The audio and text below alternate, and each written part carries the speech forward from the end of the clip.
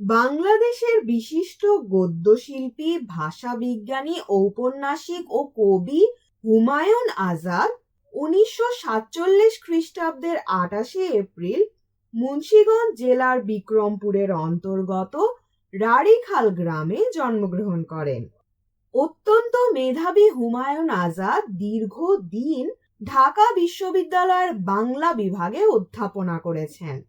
তার উল্লেখযোগ্য গ্রন্থ হল কাব্য, অলৌকিক স্টিমার, জলচিতাবাঘ, সবকিছু নষ্টদের অধিকারে যাবে, কাফনে মোড়া অশ্রুবিন্দু, উপন্যাস 56,000 বর্গমাইল, সবকিছু ভেঙে পড়ে, গল্প জাদুকরের মৃত্যু, প্রবন্ধ নিবিড় নীলিমা, বাংলা ভাষার শত্রুমিত্র, বাক্যতত্ত্ব লাল নীল দীপাবলি, কত নদী সরোবর ইত্যাদি।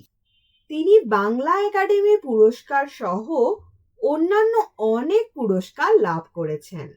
হুমায়ুন আজাদ 2004 খ্রিস্টাব্দের 12ই আগস্ট মৃত্যুবরণ করেন।